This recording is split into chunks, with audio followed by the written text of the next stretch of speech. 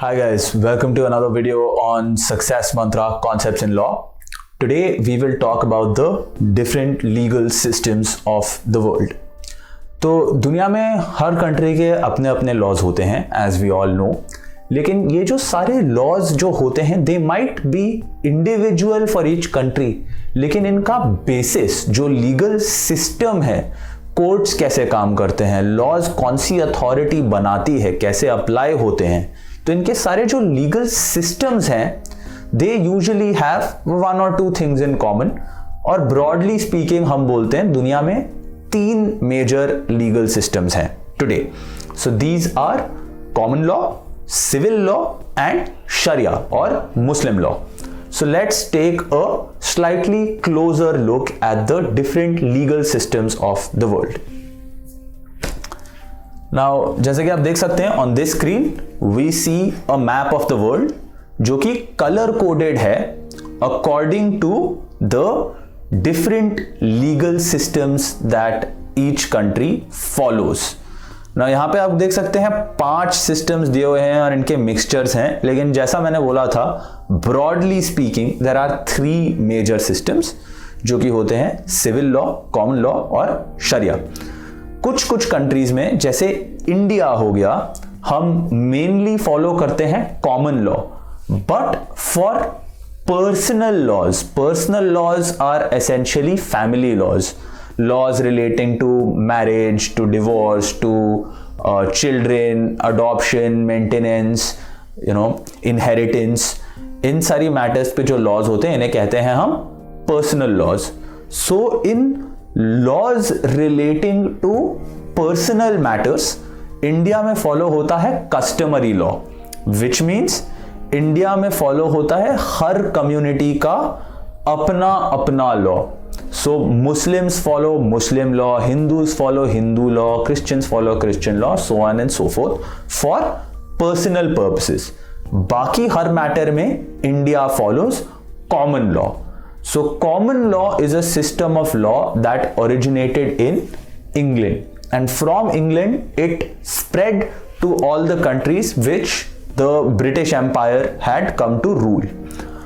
Civil law जो system होता है वो स्टार्ट हुआ था रोमन एम्पायर में, यूरोप में, और वो यूरोप से स्प्रेड हुआ है और कुछ कंट्रीज में इंडिपेंडेंटली सिमिलर मैनर में बढ़ा गया है. तो ये मैप में जो हम देख सकते हैं we can see all the countries that follow civil and common law और some variant of common law, and also countries that follow the third major legal system which is sharia. So Sharia is Muslim law. It was developed after the rise of Islam in the 7th century in the Arabian Peninsula and in Iran.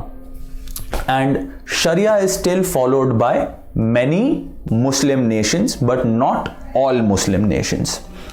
So let's examine what these legal systems are actually based on. So common law. Now common law is the system of law that evolved in England, right? It is the idea that judicial precedent is sacrosanct in law. तो इसका क्या मतलब हुआ, जो president set होता है किसी court के ऑर्डर से, इस प्रेसिडेंट की लॉ में वैल्यू है. Let's take an example, right?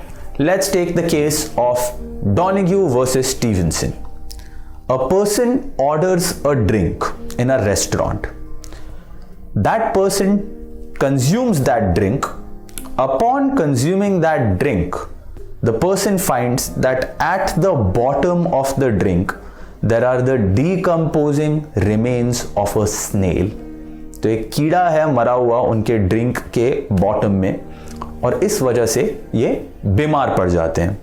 So when they go to court बोलता है okay, every person in law has a duty of care towards other people. अगर इस ड्यूटी को कोई वायलेट करता है, कोई इस ड्यूटी को फॉलो नहीं करता है और इस वजह से किसी और को इंजरी होती है, तो whoever breached that duty will have to pay compensation. तो कोर्ट ये रूल करता है और ये अब एक लीगल प्रिंसिपल बन गया है. So this is a judicial precedent. This has been set by the court और अब जब ऐसे केसेस फ्यूचर में आएंगे ये एक प्रेसिडेंट बन गया है और इसे फॉलो करना पड़ेगा. सो इन कॉमन लॉ आप समझ सकते हैं that this is a sort of continuity in judgments. तो जब जजमेंट दी जाती है, judgment, legal judgments, court judgments form a very core part of what is common law. India में this principle that a previous judgment has to be followed by lower courts is called stare decisis. जैसे आप देख सकते हैं यहाँ पे, this is the principle, stare decisis, that courts have to follow precedent that is set in law. However, हम जानते हैं कि जो भी लॉ में प्रेसिडेंट सेट हुआ गया है, इट इज नॉट नेसेसरी कि हमेशा यही प्रेसिडेंट करेक्ट होगा. See ultimately courts can also make error. The difference between a human law and a divine law is that जो लॉज इंसान बनाते हैं, इंसान फॉलेबल है, इंसान गलती कर सकता है, and the laws we make are not timeless. These laws can have errors. So these laws can be rectified to some degree when there is an error. तो जो stare decisis वाला principle है, that previous principles have to be followed. ये this does not mean कि हमेशा ही previous principle को follow करना पड़ेगा. What this means is जब किसी हायर कोर्ट का ऑर्डर आता है तो लोअर कोर्ट्स को तो उसे फॉलो करना ही पड़ेगा. अगर इस डिसीजन को, अगर मान लीजिए सुप्रीम कोर्ट का एक 5 जज बेंच का डिसीजन है, कॉन्स्टिट्यूशन बेंच का कोई डिसीजन है जो 20-30 साल बाद चैलेंज हुआ है कि नहीं, शायद लॉ को रीइंटरप्रेट करना चाहिए, तो ये डिसीजन को to overrule a previous decision of a court, you need a higher authority. तो अगर कोई 5 जजेस का ऐसा डिसीजन है, फिर उसको सिर्फ 6 या 7 जजेस का बेंच उसको ओवर रूल कर सकता है. अगर इसी हाई कोर्ट का डिसीजन है, मान लीजिए 3 जज बेंच का डिसीजन है हाई कोर्ट का, तो उसे सिर्फ एक सुप्रीम कोर्ट का जज ओवर रूल कर सकता है या फिर एक larger bench of high court overrule कर सकता है. So stare decisis is kind of based on hierarchy of courts, hierarchy of benches and judges. So the higher bench sets precedent in law, which lower benches also have to follow, but an even larger bench might in the future overrule. Now this principle in India we find in Article 141 of our Constitution. So Article 141 of the Indian Constitution says that the Supreme Court's decisions will bind all other court and this precedent will be followed. Now, like I mentioned, ये system spread हुआ था British Empire के साथ, and today almost 1/3 of the world's population lives in common law jurisdictions. Civil law. Now, पहली बात before we start, please do not confuse civil law with civil law as a branch of law. तो civil law जो term है ये 2 चीज़ों के लिए use की जाती है. पहले तो जब भी हम theory of law देखते हैं तो हम उसमें भी civil law होता है, जैसे criminal law हो गया, civil law हो गया, वो अलग चीज़ है. वहाँ पे civil law is a theoretical idea. Law between civil persons, law that is not criminal in nature. जब हम systems की बात कर रहे हैं तो civil law एक और चीज है. ये है एक legal system which started from the corpus juris civilis of the Roman Emperor Justinian. So Justinian था a Roman emperor who tried to restore authority of Rome all over the medieval world in around 400 something AD. And Justinian was the first Roman emperor to compile and codify a body of law. तो unlike common law, case law जो होता है, that is law established in cases before the court, case law has a subordinate status in civil law systems. तो civil law systems में ये जो idea है कि प्रेसिडेंट सेट होगा और ये प्रेसिडेंट बताएगा कि क्या लॉ है, this idea does not exist in civil law.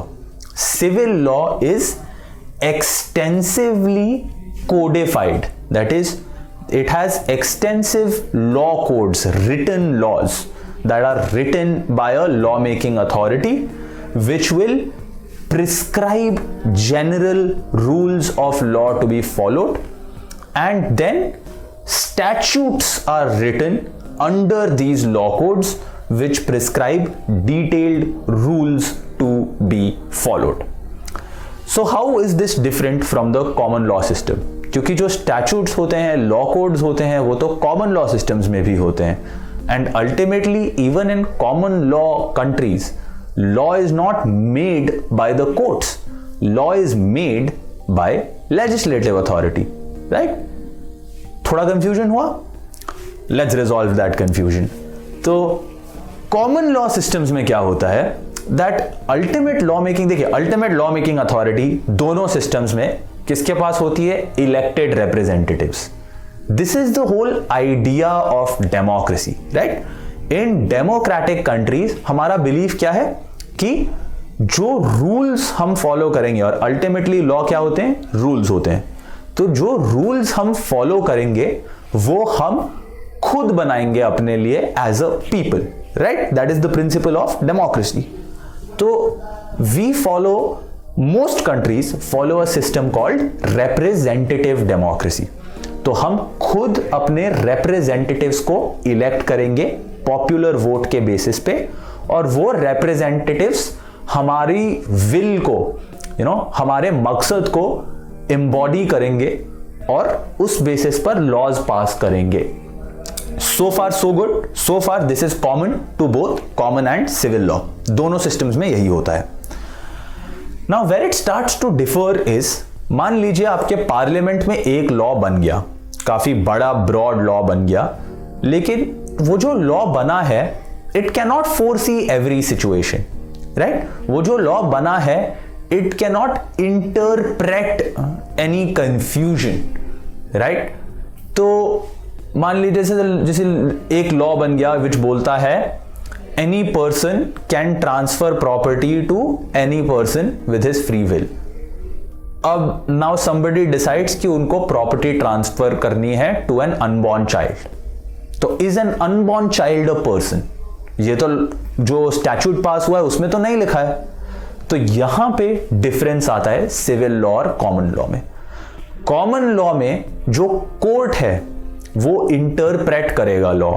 Court will read the law that was passed by parliament, and court will try to gauge the intention of parliament in making it, and what will give rational meaning कि law logical कैसे होगा, और court decide करेगा whether unborn child will count as a person. हमारे case में civil law system में ये court नहीं डिसाइड करेगा. सिविल लॉ सिस्टम में ये भी जाएगा authorities under the legislative bodies, उनको जाएगा. इसके लिए स्पेशल नॉन कोर्ट अथॉरिटीज होती हैं जो लॉ को क्लैरिफाई करके लिखेंगे, स्टैट्यूट पास करेंगे.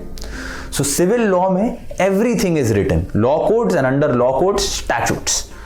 वेयर एज कॉमन लॉ में स्टैट्यूट पास होते हैं या कोड पास होता है, और उसके बाद अगर कोई कंफ्यूजन है, कुछ क्लैरिफिकेशन है, कुछ इंटरप्रिटेशन है, वो काम करते हैं courts of law. Okay, so that is the big difference between civil law and common law systems.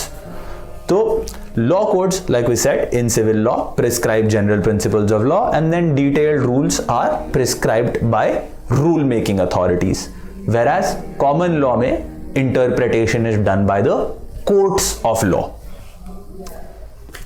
Now the third major system of law is Islamic law or Sharia. Now you can see here all the countries that to different degrees follow this system. India follows Sharia for personal laws of Muslims, as we already discussed, and some other countries follow it to varying degrees. Saudi Arabia, for example, follows it in full, so on and so forth.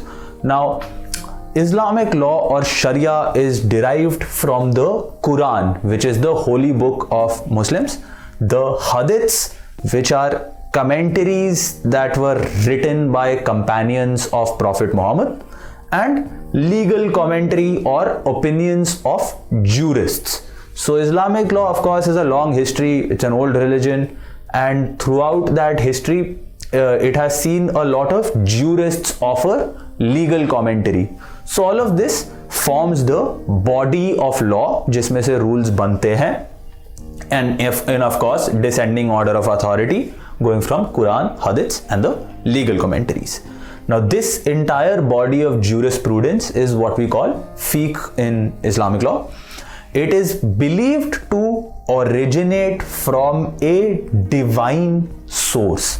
तो यहाँ पे ये जो system of law है sharia, it is a little different from the other two systems which are civil law and common law. Civil law और common law में there is an implicit understanding कि ये जो लॉज हैं they are made by human beings for other human beings, whereas Sharia is believed by people who believe in it. It is believed to have originated from a divine source. So this is a God-made law for people that follow it, as opposed to common and civil law. So this makes the one major difference between civil law and common law and Sharia law is some parts of Sharia law are not subject to change, right? Because it is believed to be a divine law. It is believed that the Quran was the word of God. तो जो भी वहां लिखा है that is set in stone. It is not subject to change. Apart from that, branches of law in Sharia are divided into rules governing rituals and rules governing social relations. So divine aspect and worldly aspect आप बोल सकते हैं. And like I said, it has a long tradition of courts and jurists. So guys, these are the three major legal systems that are followed in the world today. India, like I said, is a common law country which for personal matters follows personal law of different communities, and common law, as I mentioned in the video, again is based on precedent. Civil law is based on written rules, and Sharia is based on divine inspiration from the Quran. So these are the three major legal systems followed in the world today. I hope this video was informative, and we'll catch you in the next one. Until then, stay safe, take care, and best of luck.